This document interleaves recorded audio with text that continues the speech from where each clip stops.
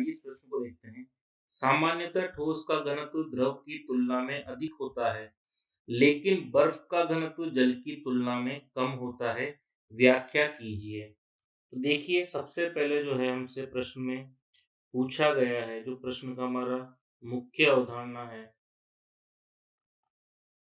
उसमें प्रश्न हमसे पूछ रहा है कि ठोस का घनत्व द्रव की तुलना में अधिक होता है, परंतु बर्फ का घनत्व, तो यहाँ पर तुलना किसकी करनी है? बर्फ का जो घनत्व होता है हमारा, बर्फ का घनत्व व जल के घनत्व की तुलना यहाँ पर हमसे करने के लिए प्रश्न कह रहा है कि बताओ बर्फ का घनत्व जल की तुलना में कम क्यों है। तो देखो, सबसे पहले यदि हम देखें तो हमारा जो घनत्व का जो सूत्र होता है, घनत्व जो हमारा होगा वो मास बटे आयतन होता है। तो ठीक है, सामान्यतः जब यदि हम बात करें, देखो, तो ठोस में जो है आयतन क्या होता है? थोड़ी सी स्थान पर बहुत सारे अणु, ठोस वही होगा, यानी कोई छोटी सी जगह पर क्या हुआ है, बहुत सारे अणु आपस में क्या है, बिना रिक्त स्थान के, ठीक है, बिना रिक्त स्थान के छोटे से स्थान पर ज्यादा अणु किसमें होते हैं? ठोस में। ठोस में क्या होता है? छोटे से स्थान पर बहुत सारे अणु भरे होते हैं, तो इसलिए उसका जो आयतन होगा वो क्या हो जाएगा? वेरी स्मॉल, बहुत क्या हो जाएगा? छोटा। तो आयतन छोटा होते हैं, घनत्व क्या हो जाता है? बढ़ जाता है। इसलिए ठोस का घनत्व द्रव की तुलना में क्या हो जाता है? अधिक हो जाता है। लेकिन स्पेशल केस जब हम बर्फ की बात करें, बर्फ में यदि हम बात करें तो बर्फ में क्या होती है?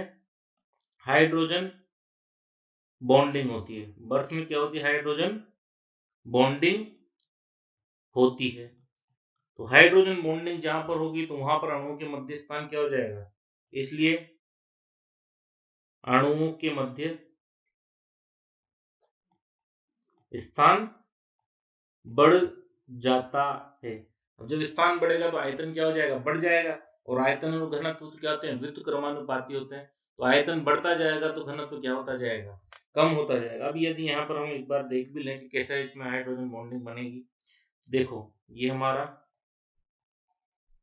जल का अणु है, ठीक है, यहाँ हमारा कोई अन्य जल का अणु होगा, ठीक है।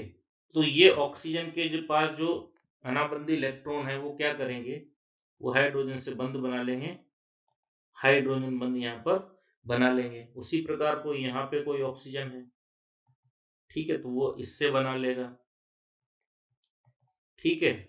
उसी प्रकार ये जो ऑक्सीजन यहाँ पर H है, यहाँ पर कोई और ऑक्सीजन होगा, ठीक है, जो इससे बंध बना लेगा। यहाँ पर कोई और ऑक्सीजन होगा जो इससे बंध बना लेगा। तो यहाँ पर क्या होंगे? यहाँ पर कोई और ऑक्सीजन होगा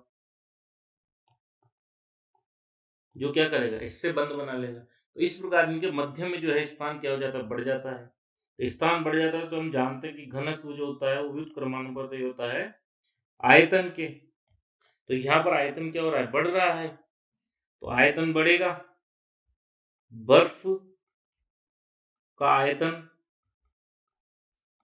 ज्यादा, तो घनत्व क्या हो जाएगा? इसका कम हो जाएगा। इस कारण जो है हमारा बर्फ का घनत्व जल की तुलना में कम होता है। आशा करता हूँ आपको प्रश्न अच्छे से समझ आएगा। धन्यवाद।